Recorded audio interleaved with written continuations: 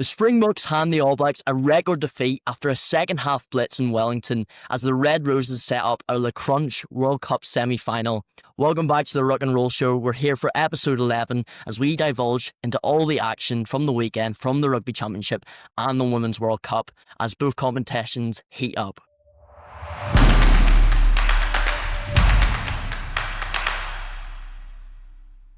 I'm joined by Dom and a rather overjoyed South African, Luke James, in today's show. How are we feeling, boys? Yeah, not too bad.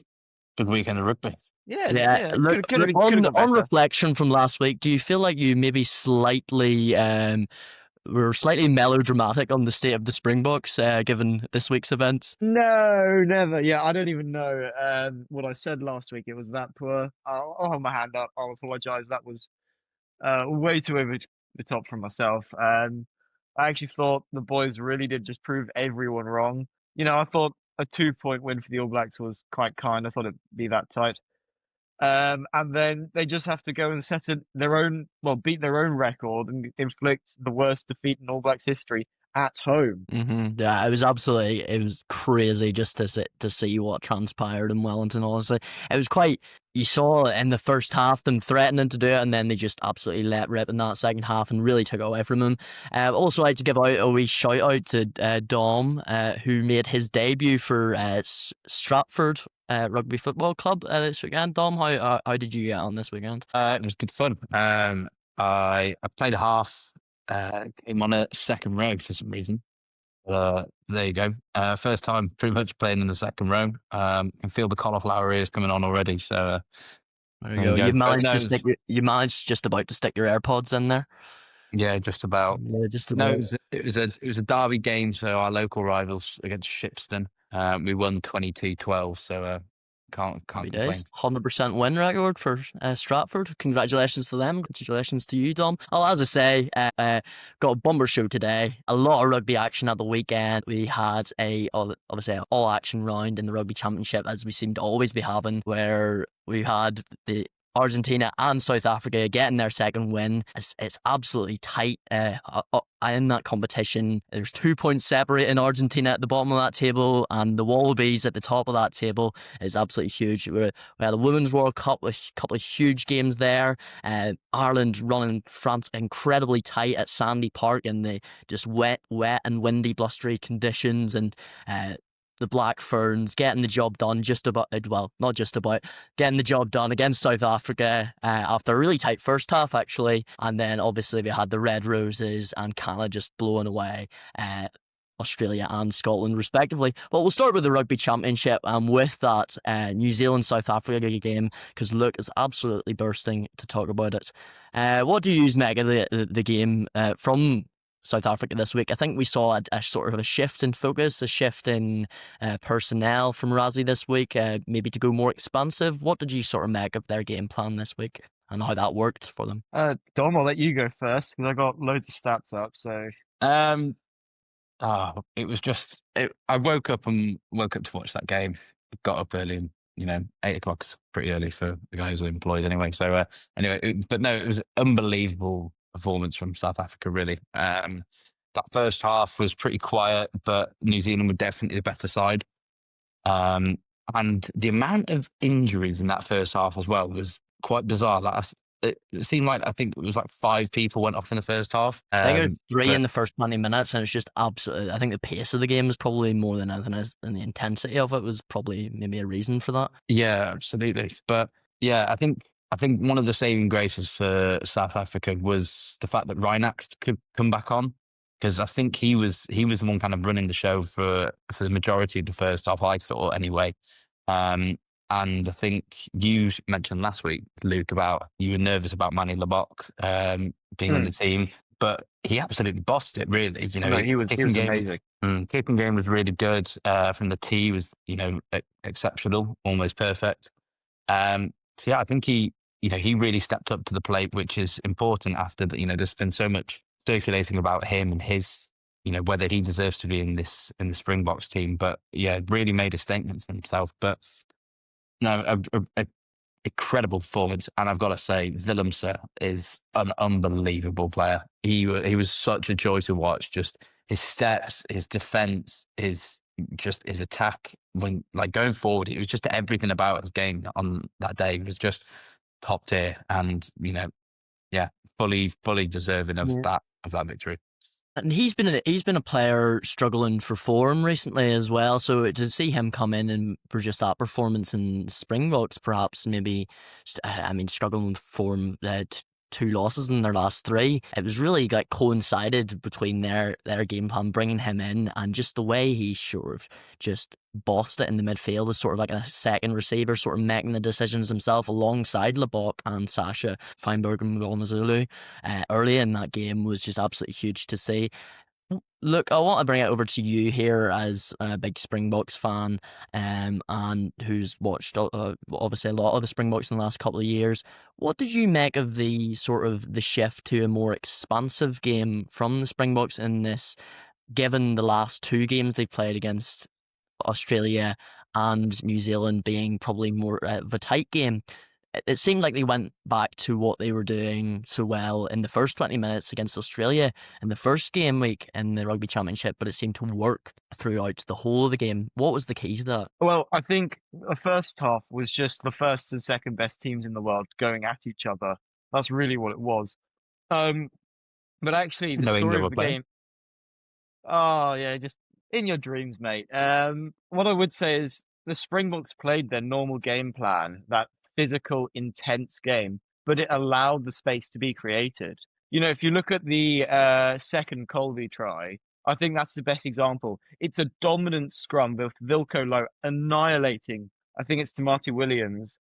Um, that then gives the shove, which gives the penalty, which means Reinach can go quickly. He then gets high tackle. Khaleesi can make an amazing snipe. And then Esther Hayes' distribution with that pass to Colby and the right foot step is perfect. But it all comes from a very strong scrum. If we look at the line out, the Norkia steal on the New Zealand 5-meter line that led to the Willemse try, that's, again, traditional Springbok rugby of having good set piece play. And I mean, I think Ruan Norkia is possibly one of the best line-out jumpers in the world at the moment. He is fantastic at stealing and securing his own ball. I've actually got some stats here, which I think is mental, is in the 60th minute, the score was 10-17. There was 1 score in it with 20 to go. South Africa put on 4 tries in the space of 20 minutes against the All Blacks in Wellington, which is massive. I mean, other things is just, Khaleesi had an amazing game. And Dom, as you said about Mani Lebok, he's picked up his kicking game. He looks so much more confident now. He looks much more secure with the ball, and he's an absolute baller with, if you watch his passing, his timing is amazing, and he's becoming more physical, which is what a 10 has to be in the Springboks. I think if there's any team where your 10 is pretty much an extra 12, it's South Africa. And, Mgomezulu lives up to it, Pollard lives up to it, and Lebok is really getting into it. And this is my last thing, is Ethan Hooker. I know we talked about Villains, I know we talked about Lebok, but, your first start, and it's against the All Blacks away, and to pull out a performance like that, really, really good under the high ball. That breakaway in the sort of late 60s, early 70s, just the the tackling.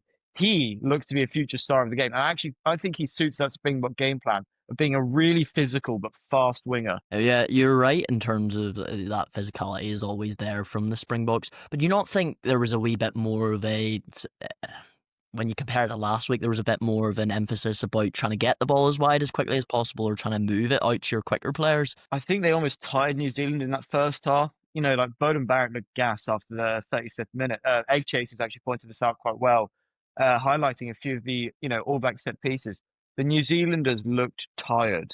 They looked like they'd just been dragged through the mud by the time the 60th minute comes around. And that's when the Springboks just amped up another gear and found that space. So I think that physical game actually gave the ability for the fast-paced rugby to come into place for Tony Ball. I think Willemse was key to that. He's 27, 2 World Cups, and he's possibly one of the most skilled players in that Springbok side. He should be starting every week now. And you're right, he missed all last year, injured, no tests last year. He's only on, I think, like 46 or 47 caps. I say just let him start, especially with Fussy injured now. Where would you start him in that Springboks team? Would it be 12 where he was, or would it be 15 where he's more traditionally?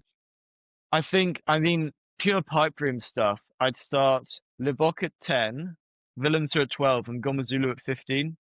and have Andre Esterhuizen on the 23 jersey. And again, Moody at 13. Kane Moody's defensive work, he's really picked it off of Creel. If you've seen how they've obviously been working together because his reads, his timing, and his hits have been perfect. Actually, for the last 2 weeks, I thought he was a standout player in the loss to at Eden Park as well. Yeah, he was absolutely Esterhuizen coming on brought a real impact, and you speak about that pass getting out to Colby, that was absolutely huge. The scrum, as always, was very incredibly dominant from the Springboks, as you always expect to see. What do you think was the change in terms of the territory battle, where New Zealand last week, they really probably bossed it, really, that with Mackenzie and Barrett. What do you think was the difference this week in terms of how the Springboks sort of laid out their territorial game plan to get themselves out the pitch and get those opportunities to apply the pressure and get it wide? I think it was Libbok's kicking out the hand was perfect. If it was a shorter kick, it was almost always regathered. I think Hooker, Moody, Colby, Williams, the entire Springbok backline did an excellent job under the high ball. And if they didn't regain the ball, it was almost always a dominant tackle. So it just felt like as soon as New Zealand even got the ball, they were pinned back, they were marched backwards. So it was just pressure on pressure. And we saw that mistake eventually culminate with that pressure culminate with the Will Jordan kick, too long, going dead. Eventually, the scrum, New Zealand do get a penalty off that scrum. And that's still a bit of a relief. But then, play comes in. The Springboks managed to score a few set pieces later. So there's definitely an element where the Springboks really bossed the high ball. New Zealand's kicking wasn't bad, but it just felt like they were always trying to escape their own half. They never felt like they were on top in the second half in particular. They would just push back and back and back. And they tried to go down the right wing early in the first half before the first try, which, by the way, was an amazing try. Leroy Carter on debut to score.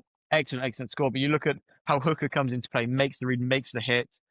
South Africa look and realize New Zealand are going to try and exploit that left wing channel. And it really, really does come into show that actually they're picking up on where New Zealand were exploiting them last week to great effect and to great success.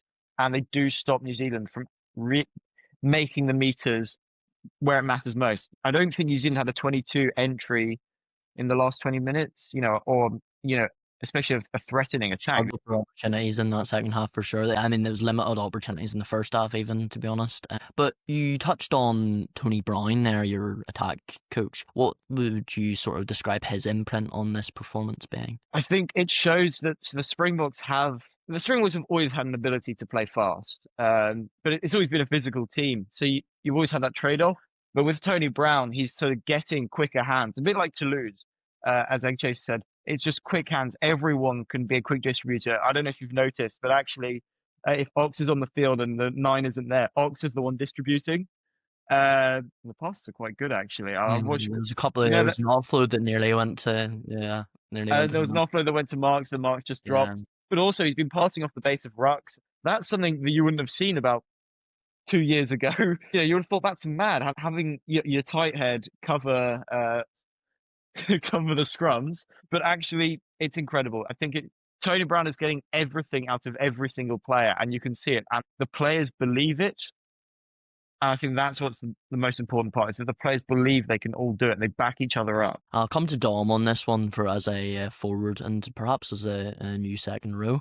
Ruan Norhi, explain his and Luke de Jager, explain their impact on this victory. I think for them, the pressure's kind of off because, you've got your usual starters of Snyman and Etzebeth, who kind of are, pillars in this South Africa team. When you think of second rows, those two are two of the first names that come to mind in world rugby. So I think for them, the pressure, like I said, the pressure's off. It's just go out there, perform, do your job right. And I think it's the same. It's the same across the board for second rows. I always talk about Mario Toje, about how he can just go and do his job, be a great leader, and still come off having played one of the best games, continuously. So I think, like I say, for those two, it's just pressure's off, go do your job, do it right, and see how it goes. And it went incredibly well for them.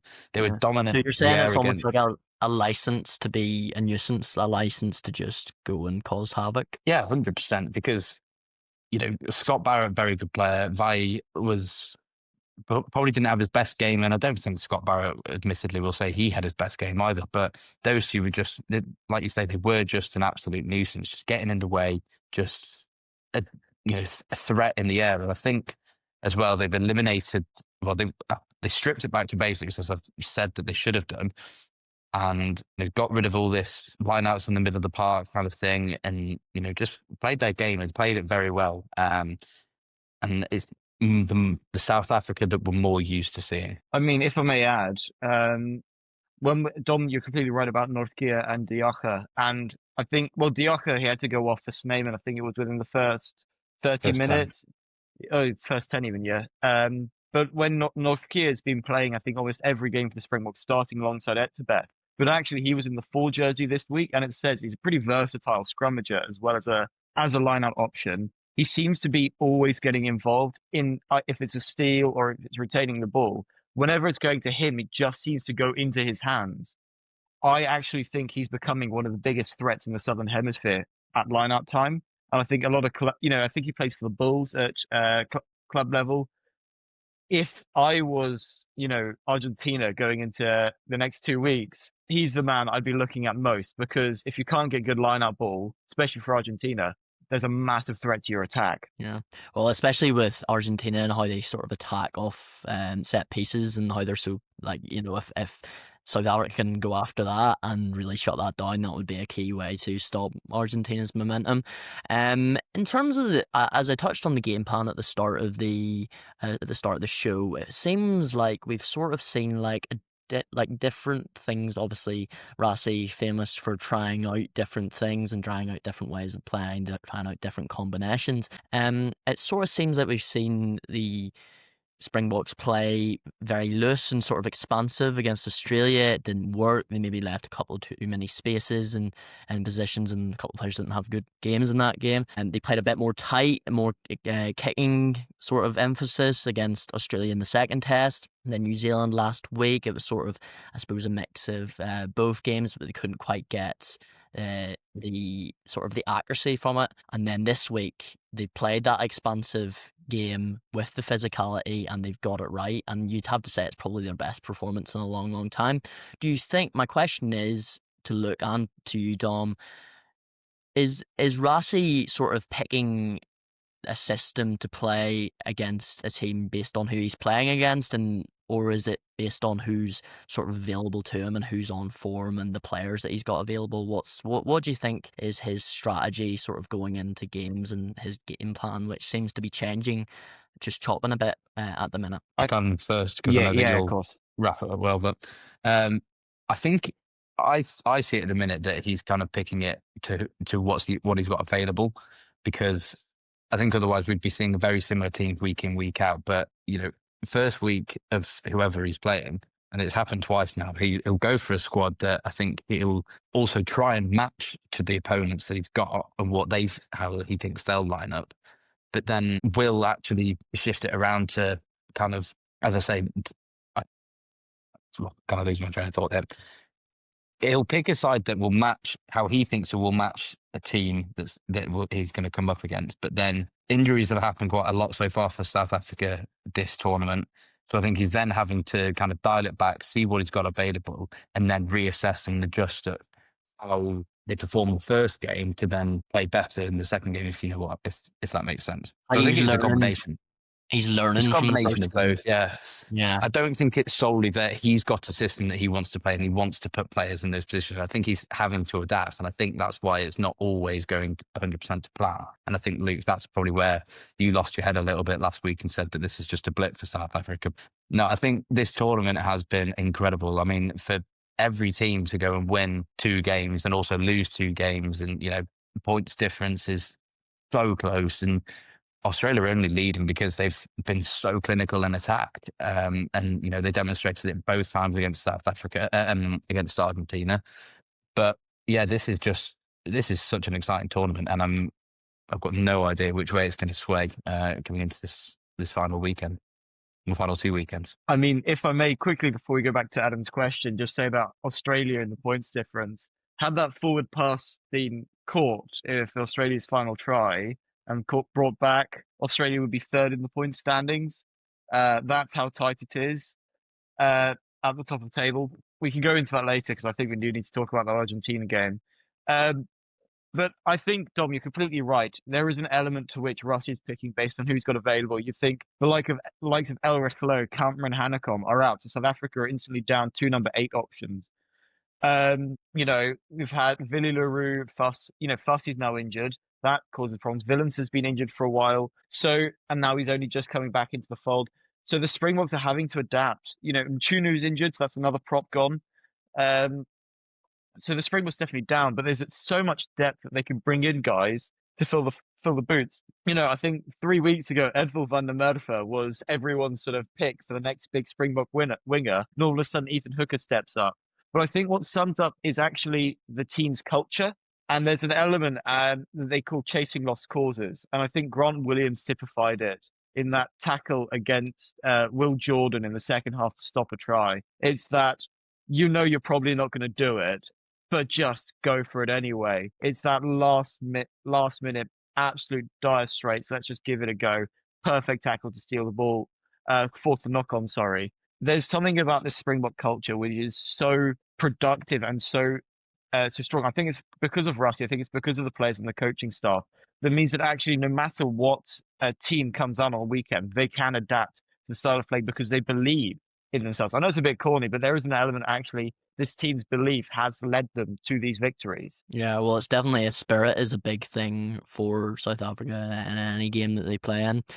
Moving into the tests that they have coming up, both teams, South Africa will obviously have 2 games against Argentina, one in London, actually, one in Wembley, isn't it? No, it's at Twickenham. The Wembley game is Japan. Uh-huh. I'm going to the Twickenham one. Okay. There we go. Yeah, one in Twickenham, and then one in Argentina, I believe. No, I think it's in Becher. Let me check. I believe it was in Port Elizabeth or Becher. Apologies, guys. Yeah, but they've got two teams or 2 games. Sorry, Durban. It's Durban. Okay, so they've got one game, home game for Argentina in London at Twickenham. That'll be a great occasion, and then one in Durban, as you say. So sort of coming out from this, 2 wins, 2 losses for the Springboks. They sit second in the table with the best points difference, which, as Dom said, is going to actually come down to being very important. It would seem with how tight the competition's been. What should we expect? And this is a very difficult question given the sort of the form of South Africa. What should we expect from South Africa in these next 2 games? I don't like us playing at Kings Park, if I'm honest. I've always thought it doesn't get the best out of us unless we're playing Argentina. It seems to be the stadium where we play them our best. Everyone else, we play awful there, like the second test against Ireland last year. I think going into this game, especially what we can take from actually the Argentina-Australia series is Argentina with Santi Carreras are not afraid to take 3 at every option they get, and that's just scoreboard pressure. So South Africa have to be careful on the discipline, and they were pretty good, I think, this weekend, not giving away silly penalties, keeping their heads cool at points. I think it's all down to just that power game. Argentina are physical, but there's an element in which the Springboks are just a bit more physical. It's being dominating in the scrum. It's being dominating in the line-out. It's making every single carry count, putting pressure on.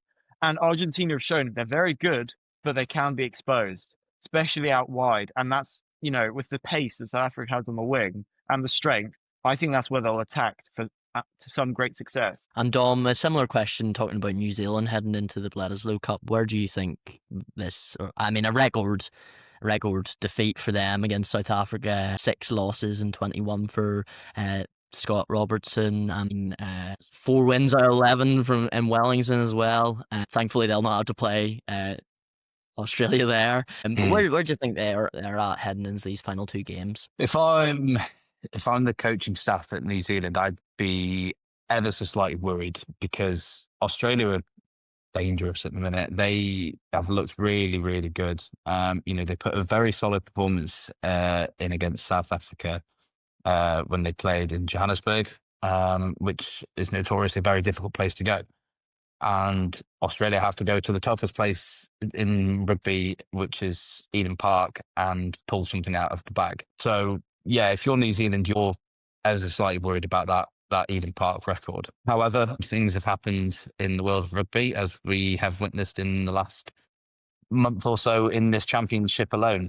You know, it, I really can't predict at the moment which way it's going to go. I think the teams and how they line up is going to definitely, obviously, be a massive factor. Yeah, if you're New Zealand, you're not thinking this is going to be a breeze like it previously has been in the past. So yeah, apprehension is going to be high, and New Zealand just really, really have to be on top of their game, because if they have a repeat of the last 20 minutes against South Africa, they're gonna have the pockets emptied and turned upside down. Well, Australia will look to turn them upside down, but unfortunately, Argentina turned them upside down in Sydney. In front of a record crowd this weekend, Argentina won 28 points to 26. Huge performance from Los Pumas in that game. Really showed, it was classic Argentina, really, where, I mean, they didn't score that many, well, apart from the fact that they didn't score that many tries, but they were incredibly dangerous from the counter-attack. It was a hugely gritty performance as well. I think they also showed another side which they could bring into their game, which is sort of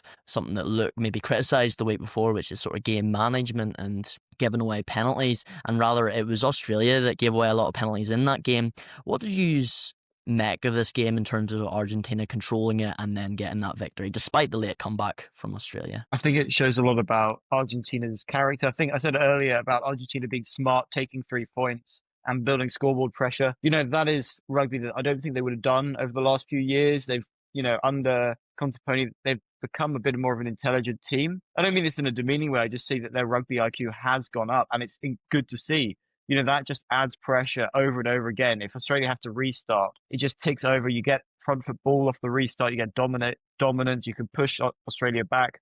Argentina showed, yes, they were really threatening on the counter-attack, but also the defence shaped up. However, in that final stage of the match, Australia were putting pressure on them, and yes, there were a few releases and good turnovers and steals, but there was still an element of another team could split this Argentina open if they're not careful. So that's something they're really going to have to work on to make sure their defense is so solid.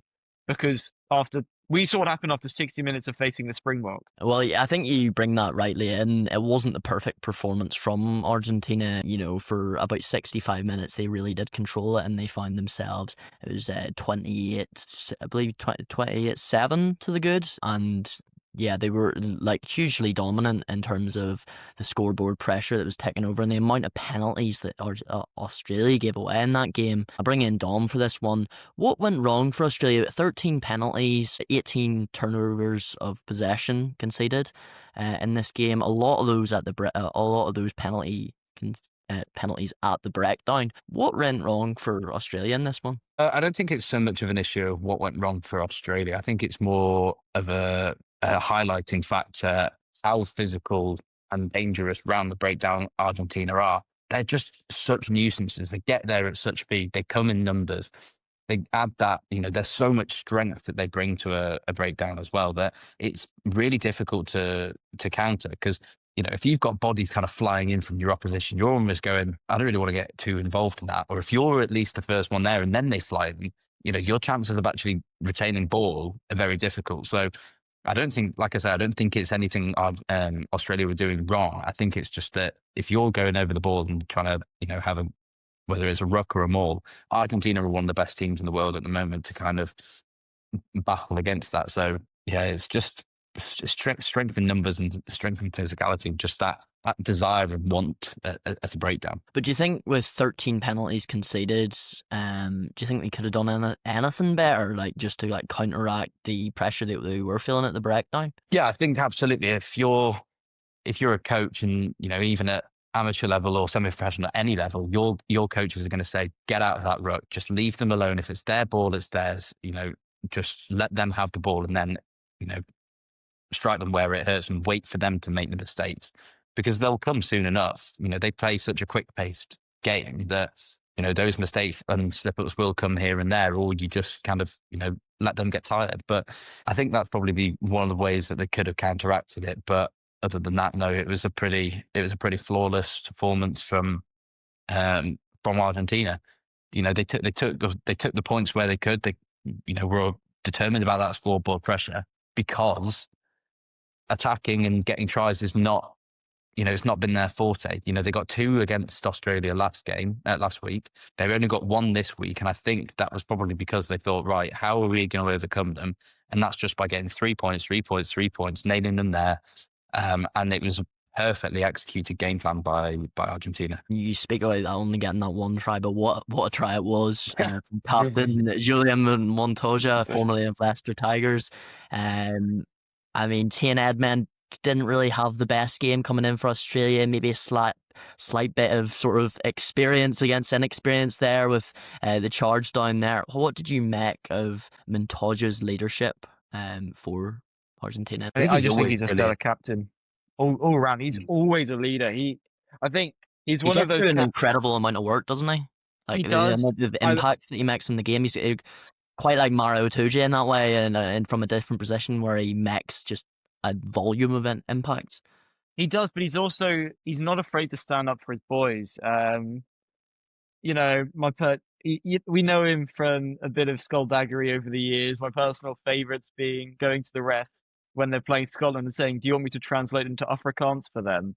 Or that's great. I think that's great captaincy because it shows that you're not afraid of the opposition. You're ready to get under their skin. But also, he's always front and center. He's doing something. He's very much one of the players that even if he wasn't captain, you'd always be talking about him. He's a bit like, I think if Pablo Matera was the captain, we'd still be talking about Montoya quite a lot because he's just everywhere. And he's almost got a tank for 80 over and over again. I think he came off at like 70 minutes there. It was an incredible shift. I think he was the perfect successor to Augustin Creevy, and he really has just continually performed time and time and time and time again to the point of this guy's one of the best hookers in the world, and he's one of the best captains in the world. Argentina are in such a good place, and I think Montoya is one of the keys to that. And I mentioned on that Montoya charge down and Tane Edmed, what did you sort of make of his performance in this game, and where the sort of what is the Wallabies 10 position sort of looking like heading into the final 2 games with, James O'Connor, I believe, will have to head back to the Leicester Tigers, and you've got Lina, who's currently out injured, you've got Lolasea, who's out injured. Where do you think the sort of the 10 position is heading into the final 2 games? I mean, Dom, if you want to go first, this is a tough one. It is. I'm pretty stumped on it myself, to be fair. But if James O'Connor has to go back and play for Leicester, then it will be a pretty sorry state of affairs. Because, like you say, Liner's injured, is he? Yeah, he's still out from that Lions clear out. Yeah, he might be. No, he played last week. Look, he played last week, but last week, no, I think he potentially would be back for the last 2 games. That's probably the best. That's probably the best option they've got. But yeah, Edmed, like you say, he didn't have the best game. But I guess Australia maybe saw that the pressure was off a little bit, so they thought we could go take a little chance on playing him. But it's not ideal. They've either got Edmed, who on form hasn't been great, O'Connor, who might not be available, and Liner, who might not be available. So the options are, it's pretty slim pickings. I think the 10 jersey for any side is quite tough. It's one of the most tactical positions on the pitch. You've got so much responsibility on your shoulder. Having to pick consistently young players who aren't experienced, even at club level sometimes, is really tough for Australia. If I may just quickly go on my usual weekly rant, we need a global calendar to stop this from happening. James O'Connor should not be going back to the Tigers. International rugby comes first. He should be playing with the Wallabies over the next month or so, but he's not. And this is just disappointing at this point. It was in that last 15 minutes really showed, and that to a certain extent at the start of the game with the Joseph Swali try, Australia really showed what they're all about, getting the ball through the hands, their physicality, using their physicality and then spreading it wide and getting it into the hands of their centres and stuff like that. What did you make of how much danger can they bring to Eden Park when they go there in 2 weeks' time? I think they got loads of danger. This is an All Blacks team that seems to get tired after 60, 70 minutes. And that seems to be when Australia are really coming into their game now. That's exactly it. Yeah. It's a match made in heaven, I think, for a great finish. It says a lot about their S&C. I think Australia are one of the fittest teams at the moment, judging by these sort of resurgent finishes against Argentina in particular. Going into Eden Park, if New Zealand aren't careful and they let the Wallabies tire them out, we could see some drama by 5 or 10 points, and it could be the record breaks this year. Could potentially be. Talking about the other side of Australia's game, though, obviously losing 28-7, and then they had to come back last week as well. They seem to be putting themselves into difficult positions as well. Do you identify anything in their game also for them against New Zealand that New Zealand could potentially go after? A rush defense. Their scrambling defense is not good enough.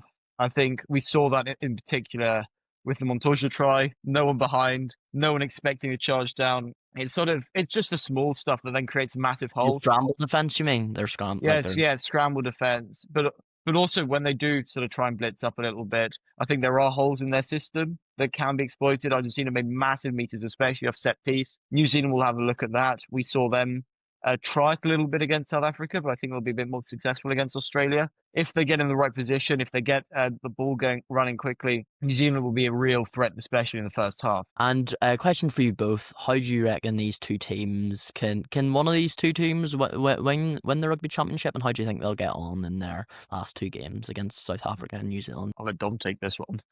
Give Dom the hard one. I mean, it's always what you don't want to do. You don't want to rely on other results in any sport. So you've just got to play your game, and whatever outcome happens. Are Argentina going to beat the Springboks is the big question here, because I think New Zealand are going to win at Eden Park. I don't know how it's going to go when New Zealand have to, excuse me, fly over to the Optus Stadium in Perth. But yeah, the big question is, are South Africa going to be turned over by Argentina? And I think the likelihood is probably no.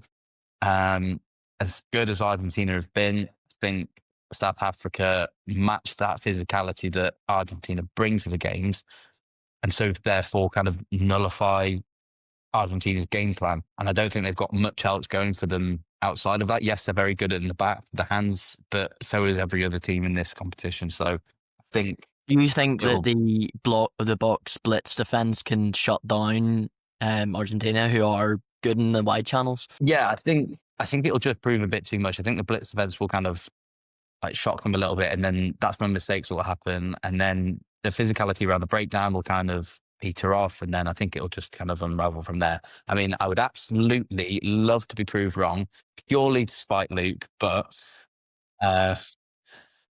no, I think if we're being realistic, yeah, I think it's going to be a South Africa lifted the trophy once again.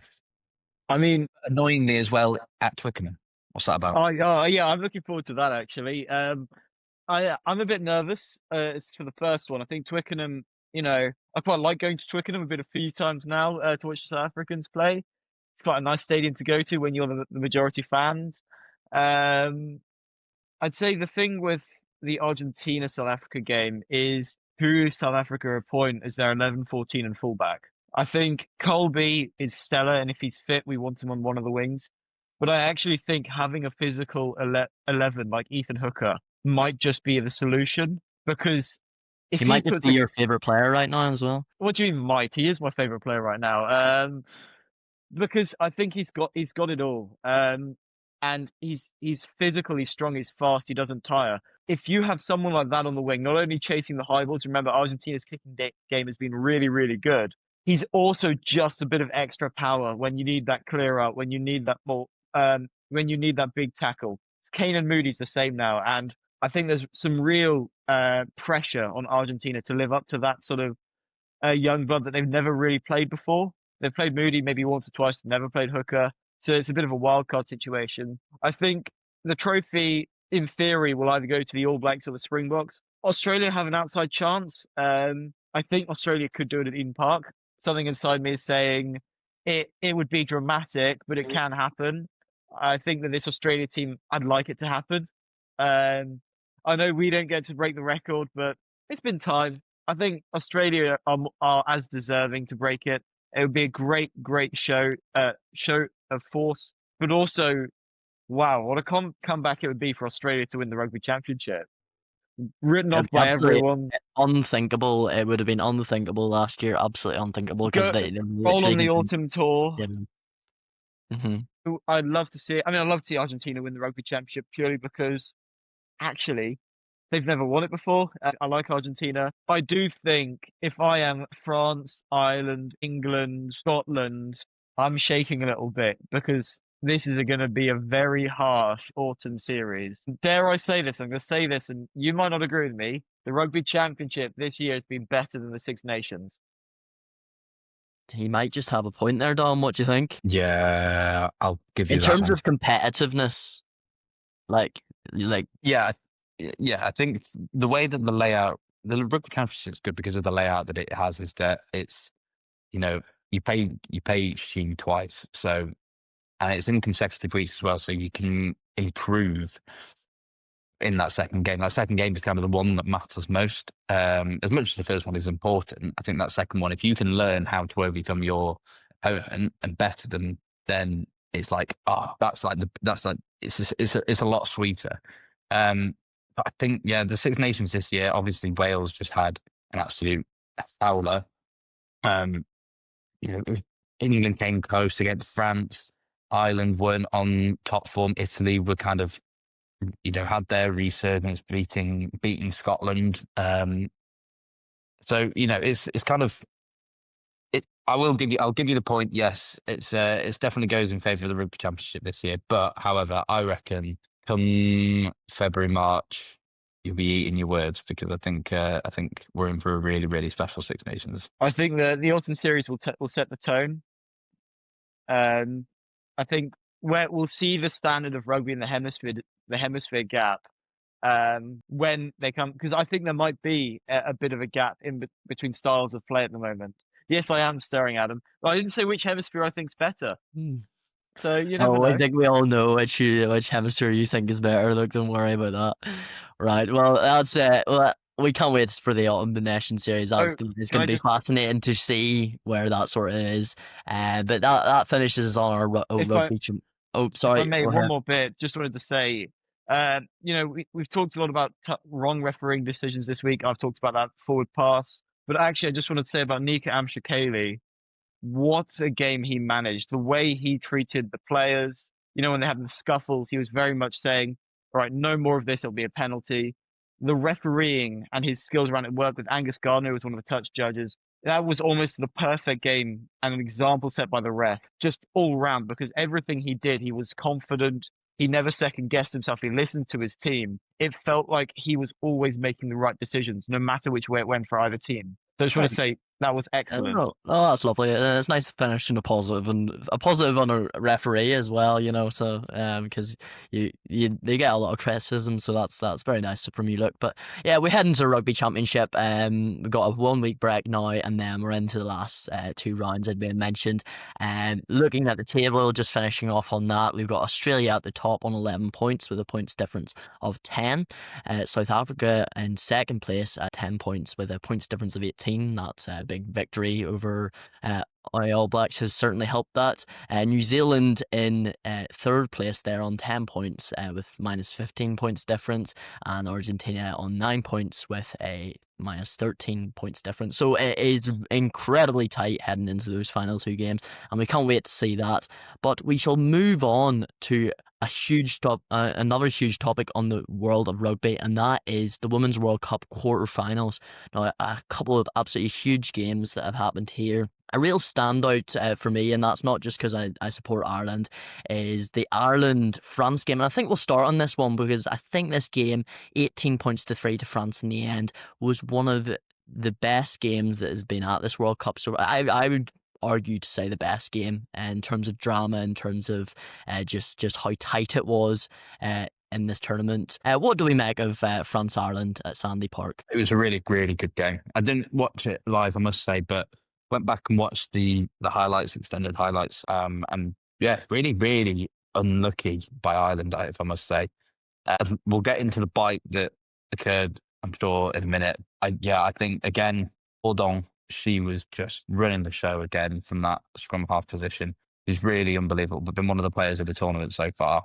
However, can't look past the fact that Ireland were I think they were really hard done by at some points by the referee. I mean, Luke, as a referee, you'll probably correct me and say that I'm wrong, but we talked about the try that led to France's Grise's try. Yeah, Grise's try. Yeah, so tried to put them in the lead. Yeah, so I think she came through the gate, but Luke, you argue differently. So I think from This is when I a was key look, part. Sorry, just before you go into that, look, this is a key part in the game. So Ireland went into a 13-0 lead. They had the conditions in their favour in that first half with a huge wind sort of at their backs, but they performed very well in that first half. But this was where the point where it was 10-13, 13-10 to Ireland. They were in the 22. They're on the attack, looking to extend their lead and sort of almost try and finish the game off. And you have this turnover by Bijou, and there's sort of a wee bit of contention between us here. Look, what was your view on it, and do you think it was a legal turnover before the try was then scored from the length of the pitch? again, I think first of all, the referee's in the wrong spot to make the call. She's on the wrong side of the ruck. She can't see where the gate is. There's players in her way. That's just, that just happens. And naturally, as a ref, you find yourself in the wrong position. Then it's up to the AR to come and help you. That's why we have the refereeing mic system and the in-ear system. But that is not a legal turnover in my view. I think as a Bijou has come around, she's gone over the ball, but she's not actually going through the gate. She's actually in on the side to me. If you look at where her left leg is, she's almost square to the ruck. She's probably sitting at about 45-degree angle, hands on the ball, blocking any kind of clear. It's a bit of a weird ruck though, because you've got the tackle player on the floor, and the first clearer also on the floor. But at that point, the ruck's set, can't be turned over. So to me, I would have blown it the other way, and I think that would have obviously different scoreline. We don't know what would have happened after that. Yeah. But from a personal view, I would have blown that the other way, and I would have given a penalty to Ireland. Well, it was a key moment in the game, and Ireland were absolutely superb. And I do tend to agree with you. Look, I thought it was a wee bit, watching it live, I thought it was a wee bit, I don't know, dubious, to say the least. I don't think she quite came through the gate. I thought she was just sort of standing there, and then she sort of turned around and just picked up the ball. I don't really think she came through the gate correctly. But to touch on Ireland's performance, which was sort of a big surprise in this, I think we last week we were looking at these quarterfinals and we were thinking, right, well, we can sort of see what the semi-finals are going to be. And then I had sort of suggested the only chance really for any upset would have been this game. And it did turn out to sort of be that way, where Ireland really stuck it on France. They reused the conditions, which were probably a leveler, to be fair, and given the way France liked to play, which put through the ball through the hands quite a bit.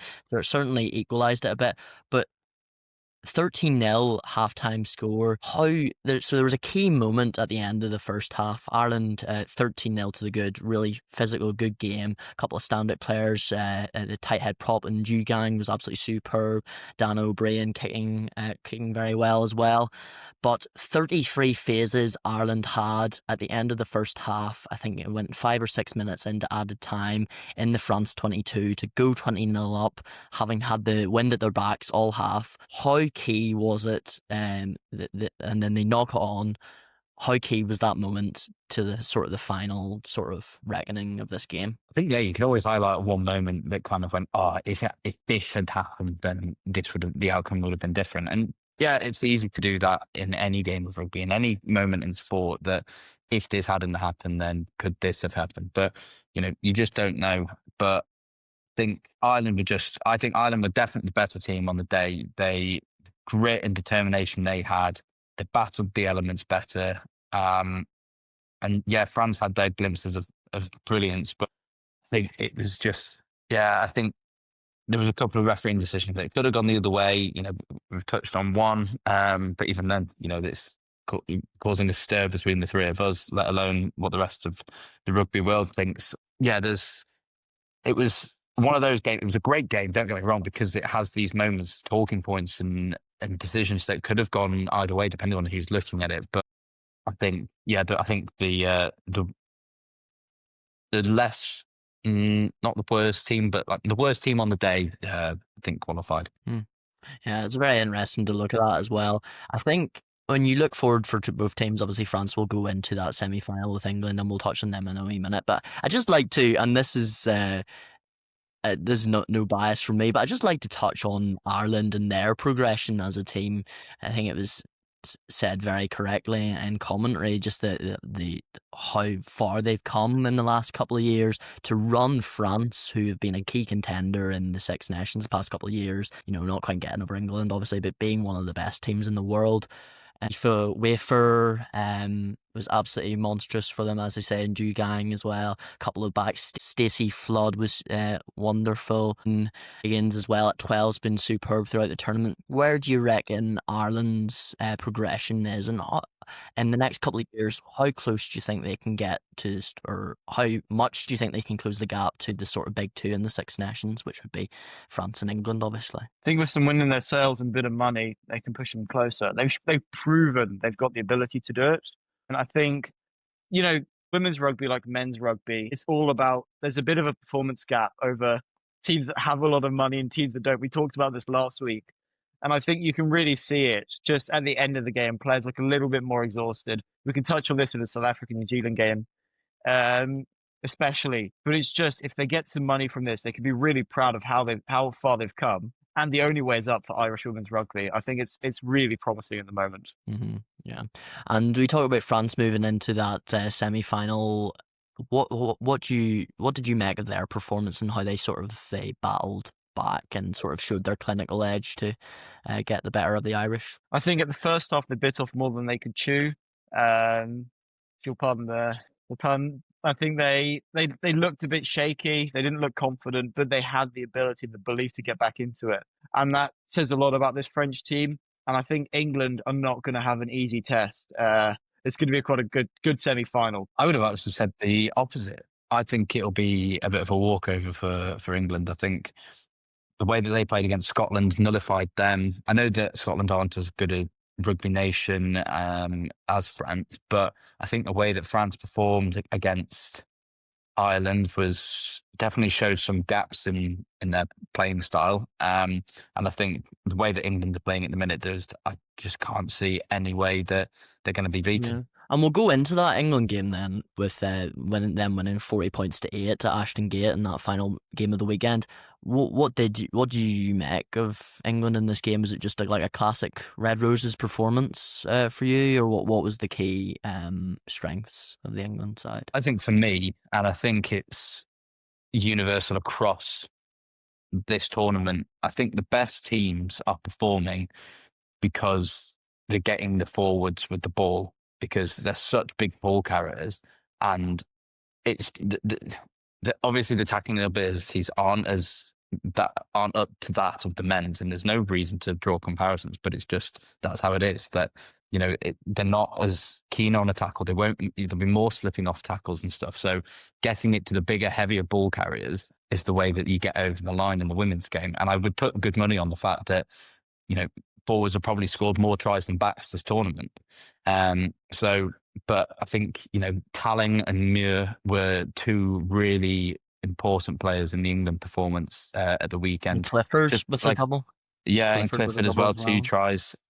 Just like I say, because they've got that weight, they've got that power to just get over the line that, the opposition players just can't manage and can't defend as well. So it's definitely the easiest way to get through. Mm-hmm. Yeah, well, there seems to be very little gaps in that the Red Roses game, to be honest. I think every single game they've played, they've sort of showed very little weakness. It's sort of been, it's very much the team that have won 31 games in a row, and that is an absolutely unbelievable record, by the way.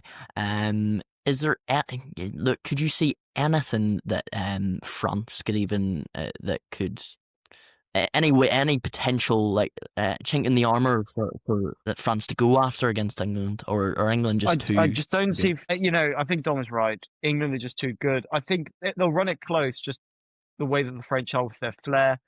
I think England, the only team that can really run into that the only team that can run this England team riot or put up a good fight is either New Zealand or Canada, who they'll meet in the finals. This is really, it's a game for England to lose. I think France are going to lose. Sorry, I'm just getting the Berthamo. I'm sorry, I'm not great with French pronunciation, but one of their back rowers from the biting incident, she's been cited. Axel Berthomeo. Losing a back row is not going to be great, especially if they're a starter. This really just does add more pressure onto France. And I think England will just be looking to capitalise, especially around that sort of flank channel. But England, what can you say when they've got the money? I hate to always talk about the money, but I think it makes such an impact. We've seen it in the women's game. Now that with the right investment system, we can see what it does to a country's sport. And England women have thrived with it. They've taken the initial investment, used it so well, and developed the best women's team in the world at the moment from it.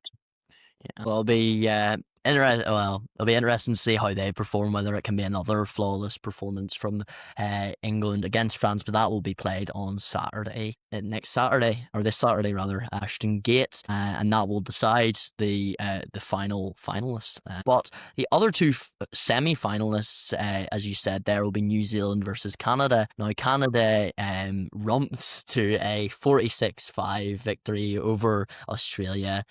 How good were they in this game, and how much did they sort of show those key strengths of the physicality and just the diversity in the way they play the game, both tight and with width as well? I mean, Canada just seem to have everything, don't they? Yeah, Canada is so good. From ball speed, handling, they don't take many phases. It's just offload. It's almost very Fijian-esque, that kind of fancy flary, just always keeping the ball alive. But it's got to be up there with one of the best in the world for it. I genuinely think Canada will beat New Zealand this weekend. I think the power that they possess in comparison to New Zealand does just give them the slight edge. They mauled a try from the 22-meter line all the way to the try line, which is just, it doesn't happen very often in rugby in general, let alone, the men's or the women's. So for them to do that, it was super, super impressive. I think I'm going to touch on, the New Zealand a little bit, but they're a rugby nation. You can't beat something that is ingrained into your DNA. It's like just being and loving rugby. So I think it'll be a really, really, really, really good matchup between the two sides. I think it will be a Canada to nick it. But it's going to be a game for the decades, that's for sure. Mm. You speak about the Black Ferns and that DNA that they have, and you've seen that come out against South Africa, we can touch on South Africa. I'm sure Luke will want us to touch on South Africa, who put in a really, really great performance against the Black Ferns. Huge underdogs in that game. Black Ferns obviously showed their class in the end, showed that DNA, that sort of running rugby style, keeping the ball alive, and they were superb in that. 46-17 was the final score. Before we talk about the Black Ferns, look, I'll come to you, Luke, on the Black Ferns. Before we talk about them, though, what did you make of South Africa's performance against Black Ferns and their tournament and their progression? What a story! This is a team that haven't qualified for a World Cup since 2010. I think Swiss de Bruin has been excellent as a head coach. He believes in the team, and he really has shown how much of an emphasis women's rugby has gotten potential in South Africa. I mean, amount of girls that are going to pick it up, and boys who watch it, see these girls as heroes. I think Nadine Roos, her story is incredible for her to now be playing. Libby Janssen van Rensburg is one of my favorite players, actually, across all of it. The elements of Rossi Erasmus style innovations with a 13 lady line out with the fullback being lifted, followed by a 15-player maul. Just great rugby in general to watch. I thought the first 40 said a lot. You can compete for 40 against the Black Ferns, a team that have 6 World Cups. Says a lot. And then, shame they fell off, but that is just S&C. That is pure New Zealand having so much better S&C. And again, that just comes from experience, exposure, funding. I think this, like Ireland's team, Adam, I think this is a team on the rise. This World Cup is sort of, I don't want to sound too optimistic, but awakened a giant. And I think this gives a potential. If this team goes on and keeps pushing, will this team eventually become a contender to play in WXV1 and potentially even make a semi-final next World Cup next time round, which would be lovely. I think there's so much to be said that actually it's about time South Africa's women's team picks up their game. Oh, it was absolutely fantastic. It was great to see the sort of the joy after the game. Them proud of their performances and singing as well. But we move it back to the Black Ferns. There's sort of a couple of things in that game with the physicality that South Africa imposed on them, and certainly in the opening quarter, where you could maybe see, despite all their attacking prowess, Canada may be going after. What do you think New Zealand will be focusing on this week in terms of shoring up ahead of a much tougher test against Canada? Power game, all power game. New Zealand's running it's just traditional. New Zealand running rugby is excellent, but you've got to keep the power game. I think actually, for New Zealand's sake, playing the women box was the right fixture, because it just adds a bit more of that physical test. It's like when a team plays Georgia in men's rugby.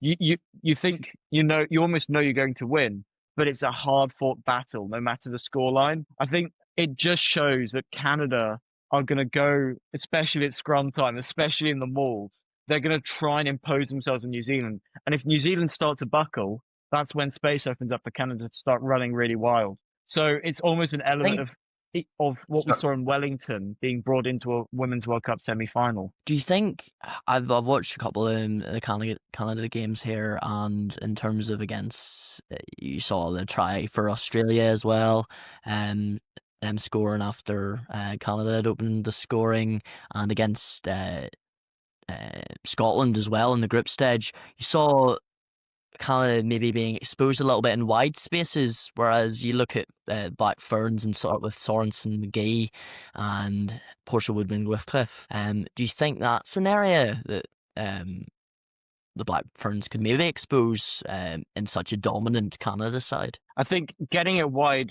it's nice to say, yeah, just get it wide and you'll make space. But as we saw with New Zealand this weekend, getting it wide is quite hard when a team is imposing themselves onto you. If you're being battered backwards over and over again and you have to keep it narrow, you'll never find the space. So it really is, from a physical side, up to New Zealand to make the front foot ball, to gain momentum, to then get it out wide. They don't do that. They can't get that ball wide and they can't score fantastic tries. It'll be interesting to see who's going to win this game and who's going to expose whose frailties. Last game that these two sides played in May, we finished 27-all. 27-all, that is how close this game will be this weekend. Can I get a prediction from both of you on both of these semi-finals? So we'll go for England-France first. I think it'll be in England comfortably. I'm going to say England by 22. Oof. I think I'll detract a bit from what I said earlier. I think France could give England a good semi. I actually think it'll be sort of like 35-15 final score. France will get a couple of points on the board, but England will just blow them away in the last sort of 10-20 minutes. I'm going to go England by 15 myself, I think. Yeah, I do tend to agree. I think England will have just a bit too much for France, to be honest. I think they will score some tries, France. I think they've showed a lot of attacking prowess in this tournament. I don't think it'll be enough for the to get one over on the Red Roses. The Black Ferns versus Canada. Who do we see winning this one? I think this is the bit. This will be the tighter of the semi-finals this weekend. I think we could all agree on that. Or what do we think? Yeah, evening fixture. Friday night lights at Ashton Friday Gate. night lights. Ooh, that's a big player occasion. That one. Yeah. I'm going to say Canada surprise New Zealand. I think everybody obviously will be back in the Black Ferns, but I'm going to say Canada by 3. I'm very similar, really Dom. close. Canada by 2. I think it's going to be one of those games. I can't see either side just running miles. I think if New Zealand score early, Canada respond quite quickly. It'll be one of those. I hope a penalty kick or a drop goal comes into play. Haven't really seen any of those. So I haven't seen many in the World Cup at all. I love a drop goal, so I'd love to see something like that come in. But yeah, Canada by 2. Mm-hmm. I am actually going to agree exactly with you. Look, Canada by 2 as well. I think it will be that tight. Because I think both sides are just on such a level pegging. But yeah, that was our roundup of all the action in the Women's World Cup, and we're looking forward to two massive semi-finals this weekend. But moving on to our next topic, and just to finish off on a bit of action in and around the leagues in the Northern Hemisphere, we have the top 14 second round this weekend. So I'll just run through the results on here. We had a surprise result with Racing 92 beating Bordeaux, the European champions, 44-32 in Paris.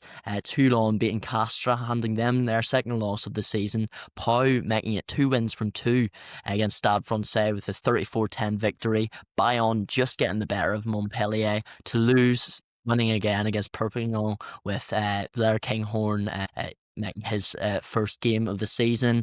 La Rochelle beating Clermont, and Lyon just about beating Montauban at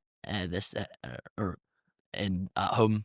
In Montauban's first home game back in the top flight of French rugby. What do we make of a couple of the sort of more surprising results this time round with Racing beating Bordeaux? I mean, that's mental. We talked about the Racing last week. You know, we're always talking about the team culture at Racing, what's going on there. But it shows that they can pull things together. I mean, I think Bordeaux, after what happened in the final, they're going to feel really hard done by this season. There's an element of regret, I think, in this side. It must be a tough burden to carry. You're European champions, but you couldn't do it in your own home league. So there's an element, I think, of added pressure, which is leading to mistakes. But Racing, I can't really talk much about this Racing team because they're almost a bit unpredictable. It's 1 week they are one of the best years as well. 1 week they're one of the best teams in the top 14. The next week they look like they belong in the Pro D2.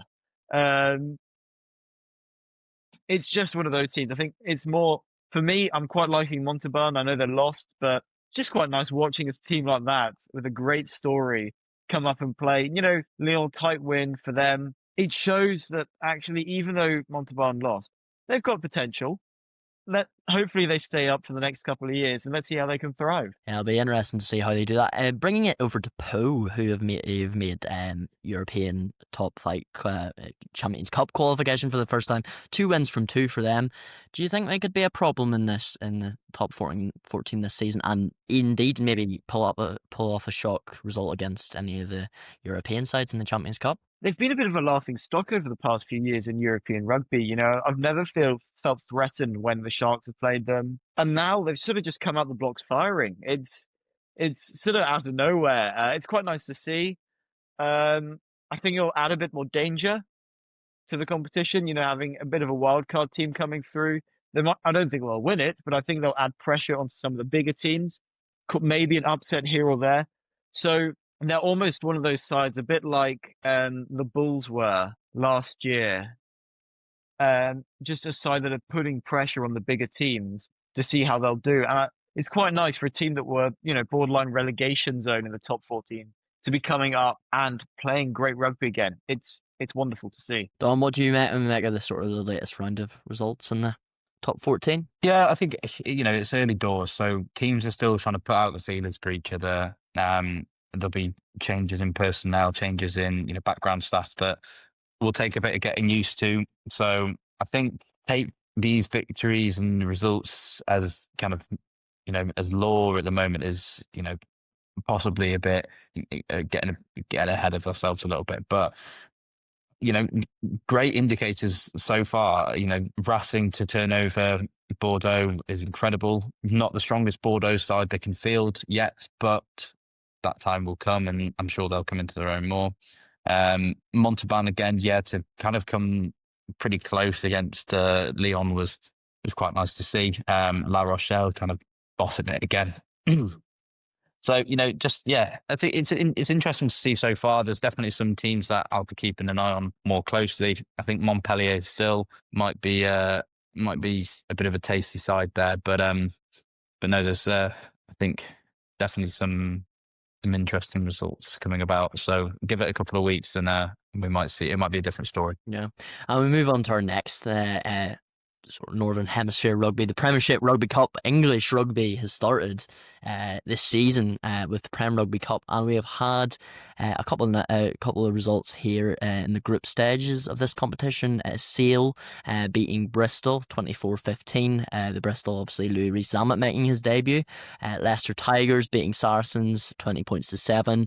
The new Newcastle Red Bulls team get their first win of the new era against the Harlequins 26-14. Record crowd at Kingston Park as well.